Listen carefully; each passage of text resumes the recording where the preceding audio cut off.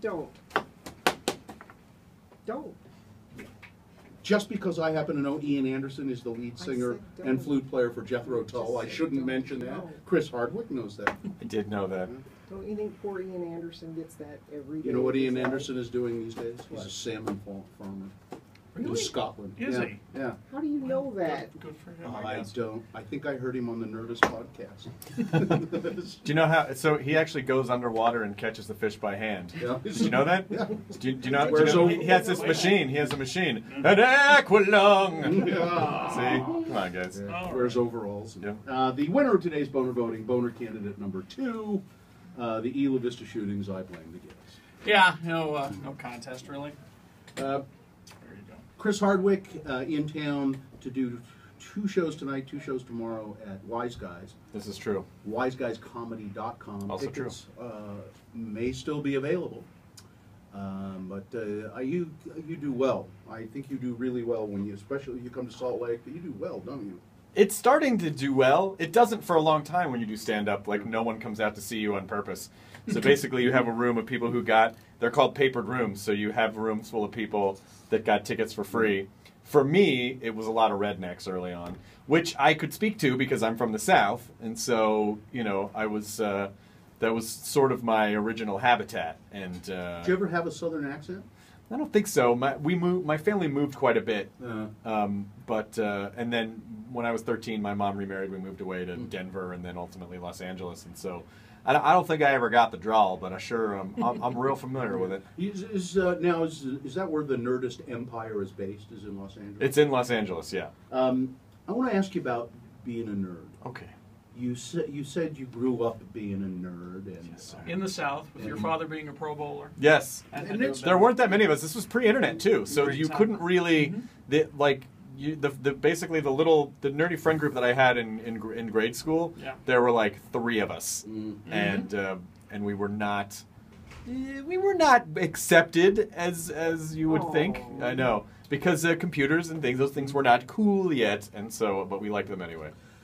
I want to just this concept of being a nerd, because you've built an empire, or are building an empire on this idea of the Nerdist. And I grew up not being accepted and having social problems and stuff. And yet, if I think about it, I wouldn't consider myself a nerd.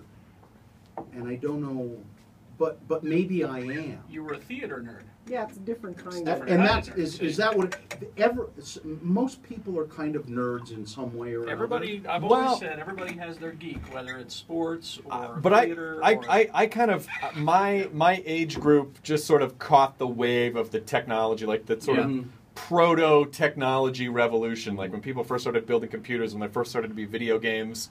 When there first started to be home entertainment, like home entertainment systems, and so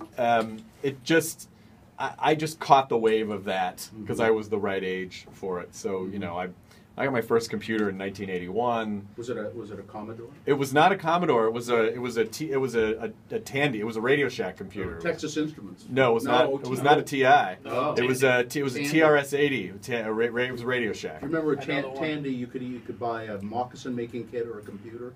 They used to do leather. The Tandy leather company. They did leather. I did not know about the leather parts. Yeah, they used to be a leather company. Yeah, it was, Radio Shack back in those days. You could make your own radios. Yeah. You could build a little robot that ran on a wet potato. Like there were so many things. Make your own battery out of vegetables. So it was a fun time. But you had to go out of your way to make those things. And if you had a computer, chances are that you had to actually, in those days, if you wanted your computer to do anything, you had to write the program. I was just showing kids have it so easy. They got it so easy now. I just showed my kid that movie. I can't think of the name of it. Debbie Does Dallas? No, no. It's with Matthew Broderick as a young kid, and War Games. War Games, and the computer that they use in War Games. Joshua, yeah. Yeah, it's just it seems that even that computer just seems so rudimentary. Oh well, it is. It is. I mean, I always kind of I've made that joke before that the Whopper computer from War Games, that the phone in your pocket.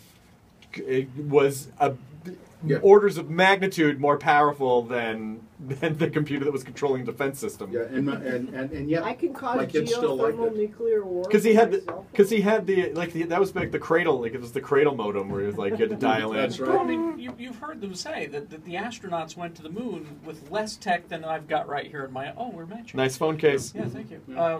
Than we have in our iPhones. Yeah. You know. And is there a difference as far as you can determine between a geek and a nerd?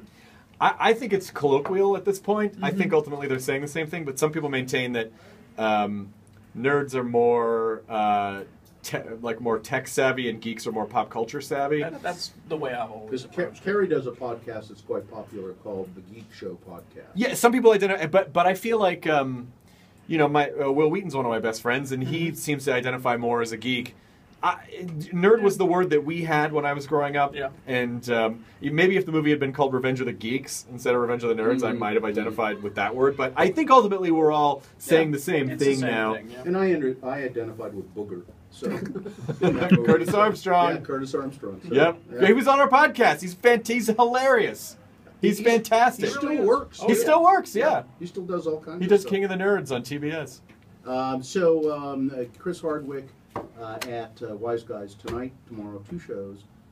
Really a pleasure to meet you. It's nice to meet you guys too. You were supposed to be here before, and then you didn't show up for some reason. We found out what happened. What happened? He was not told that he was supposed to be here. He would have been here. It's had not he that been told. he didn't stand. That up. happens sometimes. He was just not informed. That happens sometimes because I'm very, very anal about my calendar.